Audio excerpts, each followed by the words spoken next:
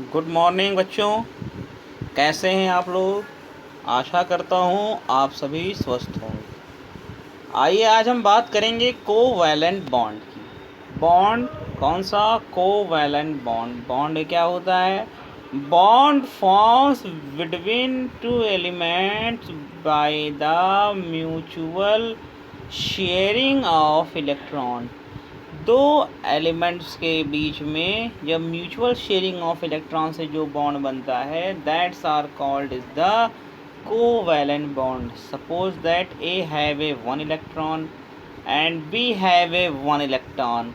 For completing their duplet, अगर दोनों को अपना डुप्लेट कंप्लीट करना है तो एक एक इलेक्ट्रॉन की रिक्वायरमेंट है।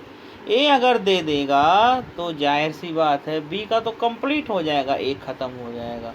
वही अगर बी करेगा तो बी का कंप्लीट, ए ख़त्म। तो ये दोनों क्या करते हैं, ये कहते हैं भैया आओ दोनों साथ साथ हो लें। That sharing arc is called in the mutual sharing of electron. When for the formation of the bond, electron is given by the both element, that sharing are called in the mutual sharing. Clear? आई बात समझ में? तो covalent bond form किसके बीच होता है इसकी बात करें। Covalent form between non metallic element of similar electronegativity. दो लगभग सिमिलर इलेक्ट्रोनेगेटिविटी वाले नॉन मेटेलिक एलिमेंट्स के बीच में फॉर्म होता है। कैसे फॉर्म होता है? By the sharing electron pairs. Clear? ये क्या होता है, इसमें स्टेबल नॉन आयनाइजिंग पार्टिकल्स होता है। They are non conductor at any state. For example O2, CO2, C2H6, H2O, SiC, all of these are the example of the covalent bond। जैसे ये देखिए दो ये एटम है, इसके भी आउटर में 7, इसके भी आउटर से में 7, दोनों ऑक्टेट कंप्लीट करने के लिए एक एक इलेक्ट्रॉन की कर लिए शेयरिंग और बन गया है बॉन्ड। ये देखिए अगर बॉन्ड बन रहा है, ये बॉन्ड कौन सा है? Covalent bond. क्लियर? ये कौन सा बॉन्ड है? कोवैलेंट। आगे चलें। ऑक्सीजन O2 आउटर 6 में 6 इलेक्ट्रॉन, दूसरे वाले भी आउटर सेल में 6 इलेक्ट्रॉन। अब ऑक्सीजन में देखें 6 इलेक्ट्रॉन है, दोनों के ऑक्टेट कंप्लीट नहीं है। ऑक्टेट कंप्लीट करना है तो बोथ हैव रिक्वायर्ड 2 इलेक्ट्रॉन्स। तो ये क्या करते हैं, ये 2 इलेक्ट्रॉन के बीच में हो गई शेयरिंग, और शेयरिंग से जो फॉर्म हो गया, जब शेयरिंग होगी तो ऑक्टेट कंप्लीट होगा। जाहिर सी बात है शेयरिंग होती क्यों है? ऑक्टेट कंप्लीट के लिए। और जब ऑक्टेट कंप्लीट हो गया तो दोनों के बीच में हो जाता है डबल बॉन्ड का फॉर्मेशन। ये जो डबल बॉन्ड है बना हुआ, ये दोनों एलिमेंट्स के लिए है। सेम केस नाइट्रोजन में रिक्वायर 3 इलेक्ट्रॉन, तो यहाँ पे किसका फॉर्मेशन हो जाएगा? Triple bond. देखिए यहाँ पे फॉर्म हो रहा है डबल बॉन्ड्स और यहाँ पे फॉर्म हो जाएगा ट्रिपल बॉन्ड्स।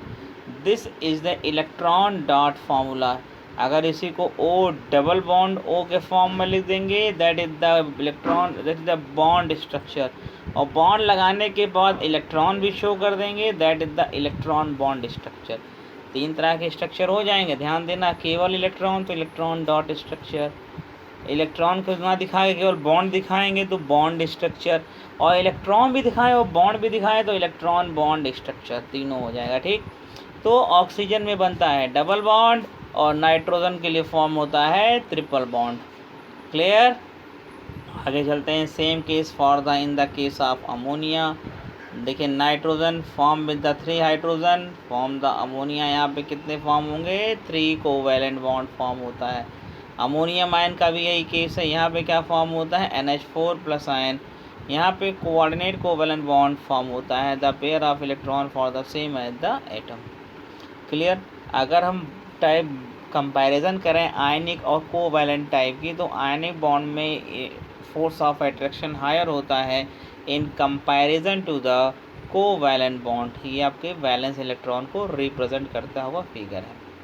यहाँ ट्रांसफ़र ऑफ इलेक्ट्रॉन होता है और इसमें शेयरिंग ऑफ इलेक्ट्रॉन होती है। दोनों भी क्रियाविधियों में पार्टिसिपेट करता है, दोनों ही कार्यक्रमों में पार्टिसिपेट करता है वैलेंस इलेक्ट्रॉन। यहाँ पे ट्रांसफ़र होगा तो किसका फॉर्मेशन होगा? आयंस का फॉर्मेशन होगा। क्लियर? आई बात समझ में बच्चों? आई। और यहाँ किसका फॉर्मेशन होता है? मॉलिक्यूल्स का। By the transfer of electrons ions, by the sharing of electron form the molecules. चलिए आगे चलते हैं, आगे के स्लाइड में देखते हैं। अब इसको स्लाइड को थोड़ा पूरा कर लिया जाए, दोनों के कंपैरिजन है, ध्यान देना। देखिए ये अब आप इसको ध्यान दीजिए, दोनों में पार्टिसिपेट करता है बैलेंस इलेक्ट्रॉन। यहाँ पे आयनिक बॉन्ड में आयंस के फॉर्म होंगे, कोवैलेंट में मॉलिक्यूल्स। आयनिक बॉन्ड जो होते हैं मोल्टन स्टेट में कंडक्टिव होते हैं, ये non conducting in the nature होते हैं। यहाँ पे ट्रांसफ़र ऑफ इलेक्ट्रॉन होता है, यहाँ पे शेयरिंग ऑफ इलेक्ट्रॉन। इनका मेल्टिंग पॉइंट हाई होता है, इनका मेल्टिंग पॉइंट लो होता है। Electronegativity greater than 1.7, electronegativity less than 1.7। Electronegativity क्या होती है? Power or attracting capacity of the electron, that's are called in the electronegativity. Clear? बात करें कोवैलेंट बॉन्ड की, तो covalents are classify in two category, that's are non polar covalent bond and the polar covalent bond. Non polar और polar बारी बारी दोनों के बारे में पढ़ेंगे। सबसे पहले आती है non polar covalent bond. The non polar covalent bond can be exist in a homomolecule. Homomolecule में क्या होता है? The bond form between the same atoms. अगर सेम एटम के बीच में बॉन्ड का फॉर्मेशन होता है तो that's are called the homomolecule. Homomolecules में क्या होता है? बोथ द एटम्स, जो भी एटम्स होते हैं, जैसे H2 हुआ, Cl2 हुआ, होमोमोलिक्यूल्स में देखिए बोथ द एटम, जैसे हमने ऑक्सीजन का एग्जांपल लिया, एटम्स हुआ तो दोनों की इलेक्ट्रोनेगेटिविटी सेम है। अगर by chance electron will be distributed, अगर इलेक्ट्रॉन डिस्ट्रीब्यूटेड होगा तो it can be equally distributed. आप ऐसे समझ लीजिए, हाइड्रोजन है, दूसरे हाइड्रोजन से बॉन्ड बनाया, एक बॉन्ड बनाने में 2 इलेक्ट्रॉन लगे। अगर ये बॉन्ड टूटेगा तो दोनों की इलेक्ट्रोनेगेटिविटी सेम है, ये इलेक्ट्रॉन दोनों के पास क्या होंगे? इक्वली डिस्ट्रीब्यूटेड होंगे। क्लियर? जब इक्वली डिस्ट्रीब्यूटेड होंगे तो नो पोल फॉर्मेशन, तो this is called the non polar covalent bond. तो ध्यान रहे, जो भी आपके होमोमोलिक्यूल है like H2, O2, Cl2, Br2, I2, all of these can be exist, all of these can be exist किस फॉर्म में? That represent in a non polar covalent form. Clear? अगला आता है पोलर कोवैलेंट बॉन्ड।